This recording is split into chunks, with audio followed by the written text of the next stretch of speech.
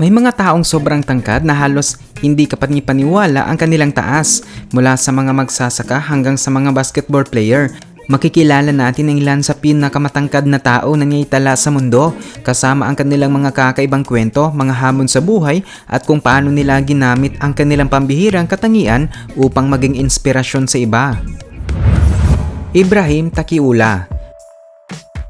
Si Ibrahim Takiula ay isang dating Moroccan basketball player na may taas na 8 feet at 1 inches. Hawak din niya ang Guinness World Record para sa pinakamalaking paa sa isang buhay na tao.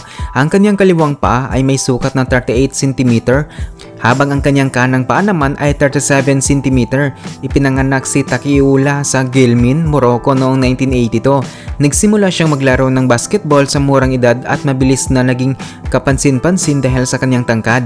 Noong 2006, sumali siya sa Moroccan professional basketball team na Raja Casablanca. Gayunpaman, hindi niya nagawang ipagpatuloy ng matagal ang kanyang basketball career dahil sa ilang physical challenges. Sa kabila nito, naging kilalang personalidad si Takiula sa Morocco at sa iba pang bahagi ng mundo.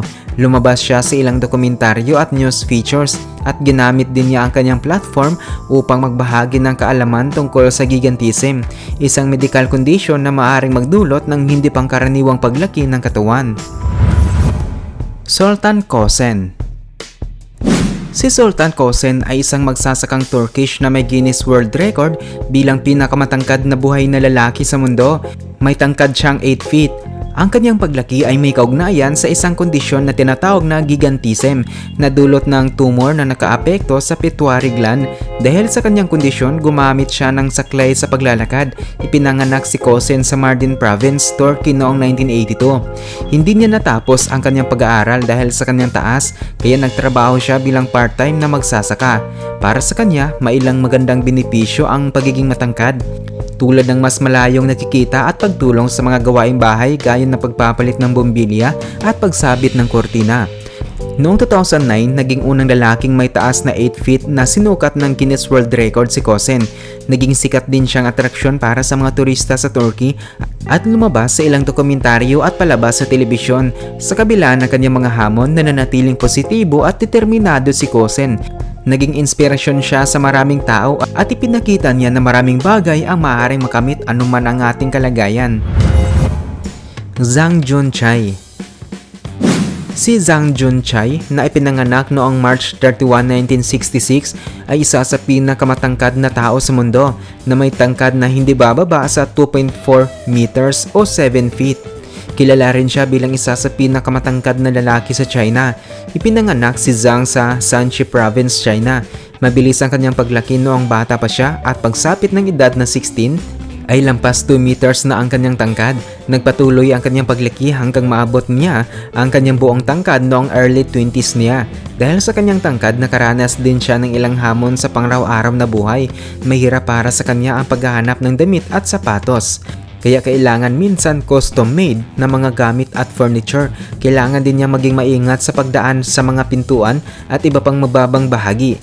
Pero meron ding ilang benepisyo ang kanyang tangkad. Nagkaroon siya ng pagkakataong maglakbay sa iba't ibang lugar at makilala ang maraming tao. Naging tampok din siya sa mga newspaper, magazine at television shows. Kilala si Zhang bilang isang mabait at mahinaong tao na handang tumulong sa iba. Isa rin siyang inspirasyon sa maraming tao dahil ipinapakita niya na maraming bagay ang posible kahit may hamon sa buhay. Radhuan Charbib. Si Radhuan Charbib na ipinanganak noong October 27, 1968 ay isang dating Tunisian basketball player na may tangkad na 7 feet at 9 inches. Kinilala siya ng Guinness World Record bilang pinakamatangkad na buhay na lalaki sa mundo mula 1998 hanggang 2005 bago siya nalampasan ni Bao Shishun. Ipinanganak si Charbib sa Ras Jebel, Tunisia noong October 27, 1968. Nagsimula siyang maglaro sa basketball sa murang edad at mabilis na umangat sa Tunisian basketball system.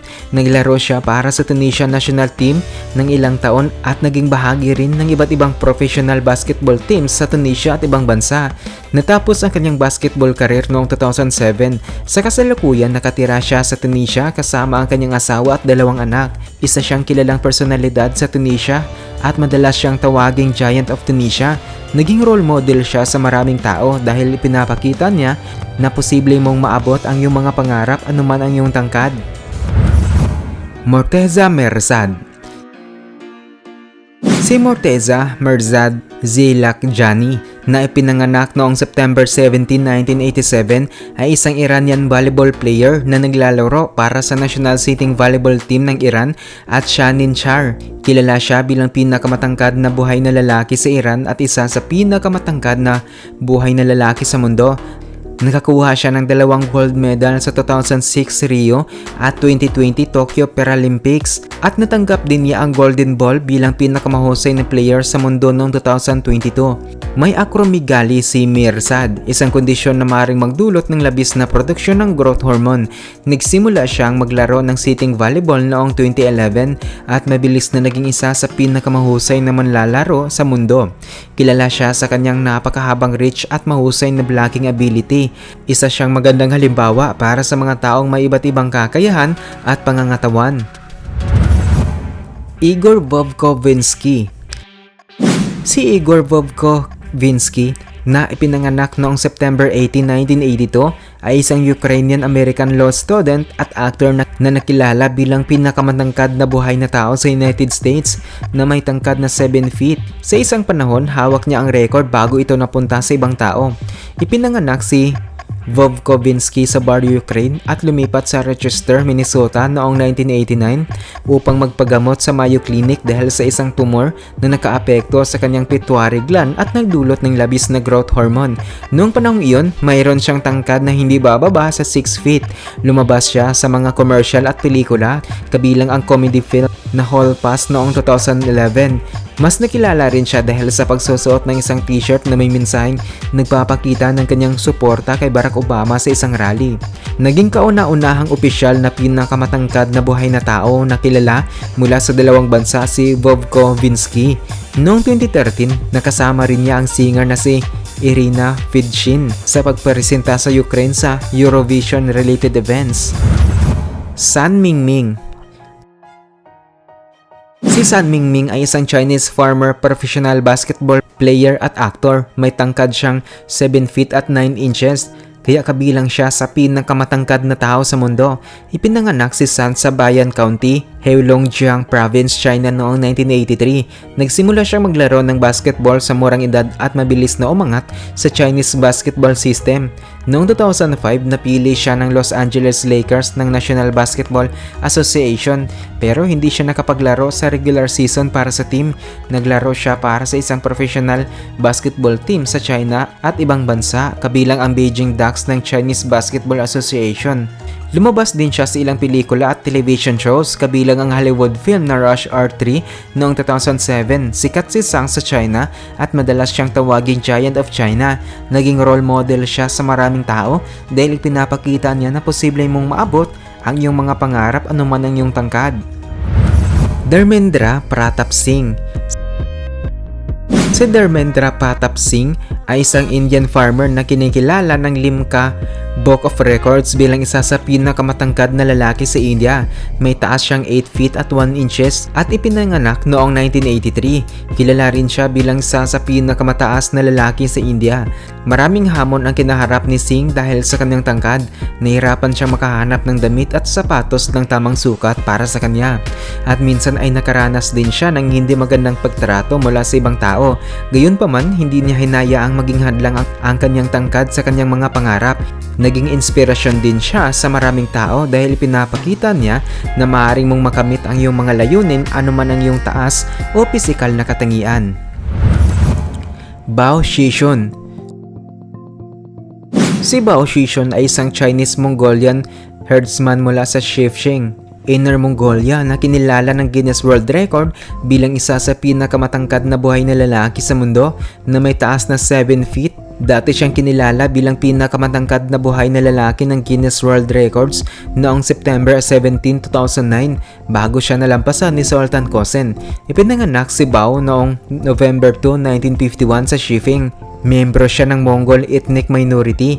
Nagsimula siyang lumaki ng mabilis noong edad na 16 at pagsapit ng kanyang early 20s ay lampas 7 feet na ang kanyang tangkad. Dahil sa kanyang tangkad, nakaranas siya ng ilang hamon sa pangaraw-araw na buhay. Mahirap para sa kanya ang paghahanap ng damit at sapatos na kasya, kaya kailangan niyang gumamit ng custom-made na kagamitan at sasakyan.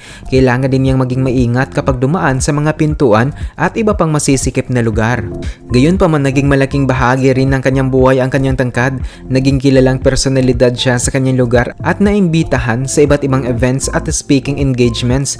Ginamit din niya ang kanyang katanyagan upang magbigay ng kaalaman tungkol sa mga social issues gaya ng kahirapan at edukasyon. Robert Pershing Wadlow. Si Robert Pershing Wadlow na ipinanganak noong February 22, 1918 ay kilala rin bilang Alton Giant at Giant of Illinois. Isa siyang American man na kinilala bilang pinakamatangkad na taong may malinaw at mapagkakatiwalaang historical records. Ipinanganak at lumaki siya sa Alton, Illinois, isang maliit na lungsod malapit sa St. Louis, Missouri. Normal ang kanyang laki at timbang noong ipinanganak siya, ngunit nagsimula siyang lumaki ng mabilis noong bata pa siya. Pagsapit sa edad na 8, umabot na siya sa taas na 6 feet. Nagpatuloy ang kanyang paglaki habang siya ay tumatanda at pagsapit ng edad ng 22, umabot siya sa taas na 8 feet na may timbang na 439 pounds. Ang kanyang tangkad ay may kaugnayan sa isang medical condition na tinatawag na gigantism na maaaring dulot ng sobrang produksyon ng growth hormone. Isa itong rare condition at si Wadlow ang pinakamatangkad na taong may dokumentadong gigantism. Sa kabila ng kanyang mga hamon, namuhay si Wadlow sa paraang malapit sa normal. Nag-aral siya sa public school at college at nagtrabaho rin bilang part-time show salesman. Mahusay din siyang musikero at tumutugtog ng clarinet at saxophone. Ngayong kilalang personalidad si Wadlow sa kanyang community at naglakbay sa iba't ibang lugar upang makilala ang mga tao at magbigay ng mga speech. Nagbigay rin siya ng suporta para sa mga taong may iba't ibang kakayahan.